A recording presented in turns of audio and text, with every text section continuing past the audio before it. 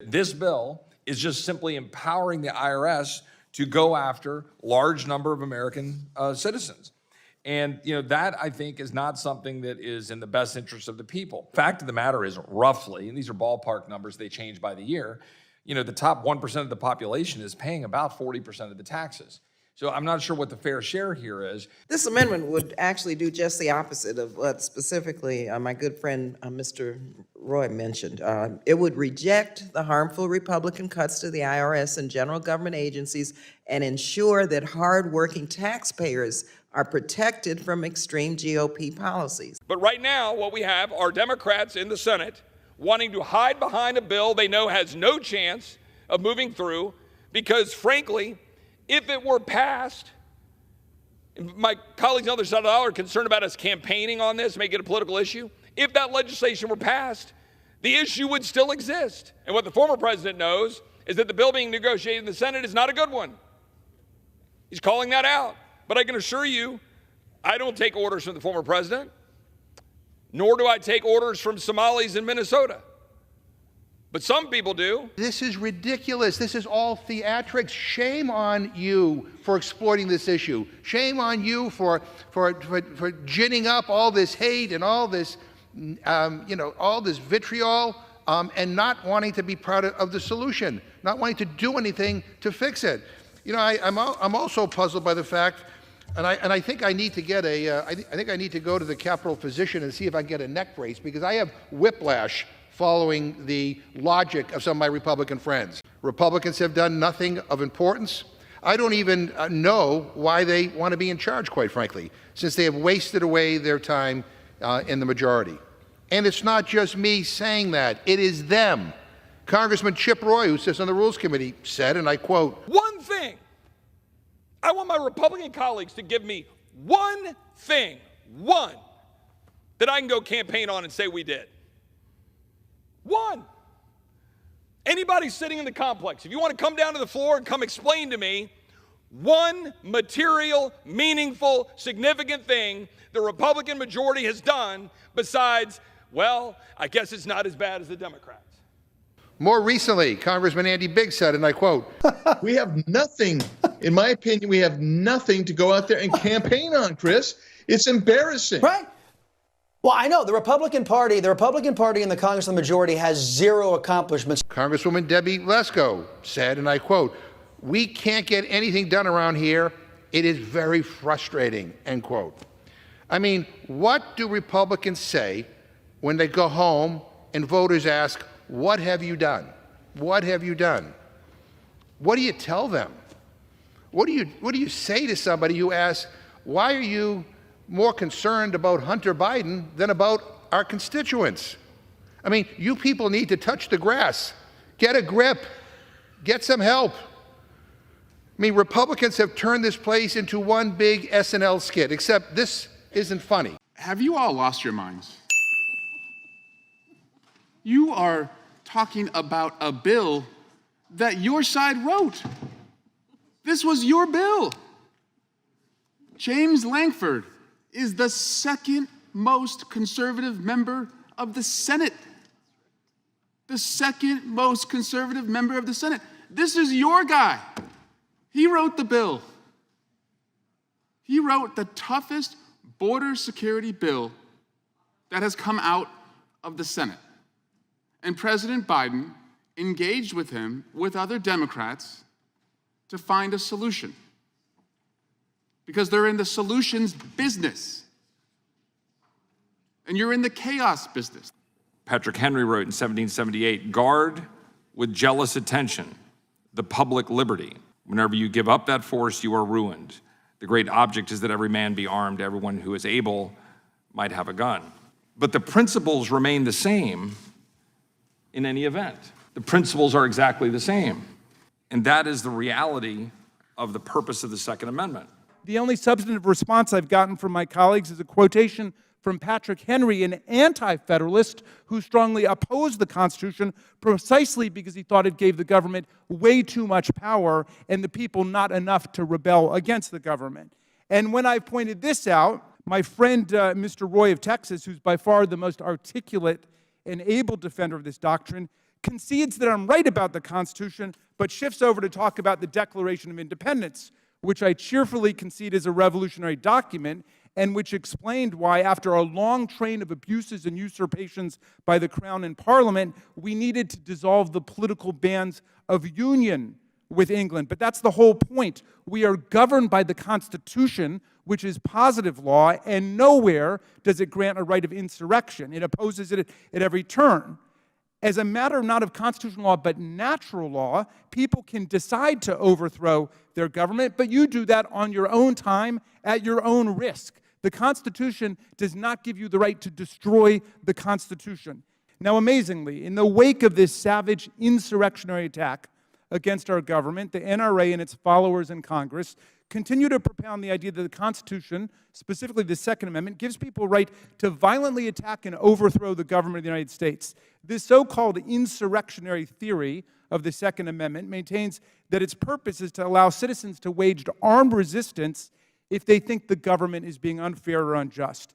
The reading is absurd and flies in the face of the plain text of the Constitution, which in at least 7 different places that I count clearly forbids and punishes armed resistance against the U.S. government. A few examples. The Republican Guarantee Clause, Article 4, Section 4, provides the U.S. shall guarantee to every state in this union a Republican form of government and shall protect each of them against invasion and against domestic violence. This was written in the Constitution specifically in response to Shays' Rebellion and armed resistance to the government, which the founders strongly condemned. The reality is there are significant concerns and the impacts of illegal aliens on the communities that we represent. That's the truth. My Democratic colleagues don't want to talk about that. They want to hide behind a Senate bill that had no chance, zero, of passage, was purposely constructed to give cover for those who know full well, because the American people are very clearly seeing it with their eyes, that this administration is purposely failing to secure the border of the United States. With Democrats like Mark Elias, who is out there doing what? Challenging laws in Arizona to make it not possible for those who are here illegally to vote. Now, why would he do that? Why do you suppose he would do that? I don't know.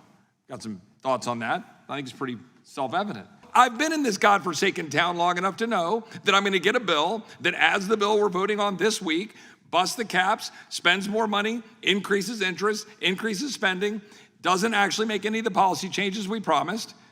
That's the town. You can actually oppose it beforehand with almost 100% degree certainty when you know exactly what's coming out through the system. And the system in this bill, which was very clear from all the signals being sent by the usual suspects, including the Chamber of Commerce Republicans, my colleagues on the other side of the aisle are alluding to, who were praising the bill, the same Republicans who have been complicit for several decades in allowing a border situation to get to the situation where we have thousands of Texans who are getting impacted by what's actually happening. So let me bring everybody back to reality and give you a little history lesson. The reason you oppose the bill is not because you have any policy issues with it. It addresses everything that you've been talking about for the last couple of years. Because all I have heard from any of you is noun, verb, border. Noun, verb, border. That's all you know. And then you get a border bill from the second most conservative member of the Senate, and let me tell you why you oppose it. You oppose it because Donald Trump opposes it. That's it. That is the simplest explanation. Occam's razor. The simplest explanation is the correct one. Donald Trump opposes it because Donald Trump wants to be president, because Donald Trump has 91 felony counts that he's facing, and the only way that those go away and he is not held accountable is if he's president. And if the noun, verb, border plan is no longer working and he can't use that as an issue, then he may not be president. Thank you very much, Mr. Chairman, and to our ranking member. My amendment would block the Republicans' proposed cut of $85 billion to the IRS and general government agencies and ensure that our government has the resources to prioritize economic justice, reduce fraud, and combat wealthy tax cheats. The cuts to general government agencies under the extreme GOP budget proposal hampered critical efforts by the IRS to combat waste, fraud, and abuse. My Republican colleagues claim to be committed to combating unethical payments in federal spending, but cutting these funds does just the opposite. By preserving IRS funding, we can better address the exorbitant wealth gap in America and create a tax system where everyone pays their fair share. Extreme wealth gaps are not just a source of economic injustice, but a major threat to democracy. The richest 400 people in the United States have 22,000 times the political power of the average worker. That's simply not right. My amendment would also help to reduce the deficit. On February 29th, the Congressional Budget Office released a report highlighting how rescinding $35 billion from the IRS will reduce revenues by $89 billion and increase the deficit by $24 billion over the next decade. By rejecting these cuts, we can actually reduce the deficit that Republicans mention so frequently and increase revenue, allowing us to reinvest in communities that need it the most. It's unacceptable to allow these reckless GOP budget cuts to increase the deficit and enable wealthy tax cheats to exploit our system.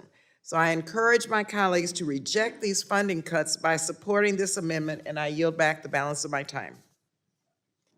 I thank the gentlelady from California. Does anybody seek to claim time in opposition? Mr. Chairman. Mr. Roy from the great state of Texas, I yield 5 minutes. Well, thank you. I do seek time in opposition with all due respect to the gentlelady from California, with whom I'm happy to work on, for example, ending 20-year-old authorizations of the use of military force, and that we need to re-engage on that. Happy to work with you on that. This bill is just simply empowering the IRS to go after large number of American citizens. And that, I think, is not something that is in the best interest of the people. The IRS audits the poor at 5 times the rate of everyone else. That's that bastion of conservatism, CBS News. New York Times, black taxpayers at least 3 times as likely to be audited by the Internal Revenue Service. The basic point is, so-called tax cheats can afford accountants and lawyers to manage a highly complex tax code, which is my last point. If we want to solve this problem, simplify the code, make it to where it is much more difficult to navigate that with tax lawyers and accountants, and let's get busy doing the work we need to do to get our fiscal house in order. And I would yield to the gentleman from Utah. This funding supports the IRS efforts to ensure that wealthy taxpayers are paying their fair share and combats waste, fraud, and abuse in the tax system. Investing in an effective and efficient IRS is a common sense solution to reduce the deficit, increase revenue, and bolster resources for our most vulnerable communities. So I encourage my colleagues to support this amendment, yield back the balance of my time. Thank you very much, Mr. Chairman. I thank the gentlelady from California, and the question now is on agreeing to the amendment offered by Ms. Lee. All those in favor say aye. Aye. All those opposed, no. In the opinion of the chair, the noes have it. Mr. Chairman, I ask for a recorded vote, please. Roll call vote's been requested by Ms. Lee. Pursuant to the bipartisan consent agreement, we'll postpone that roll call vote until later in the markup. Are there any other amendments at the desk?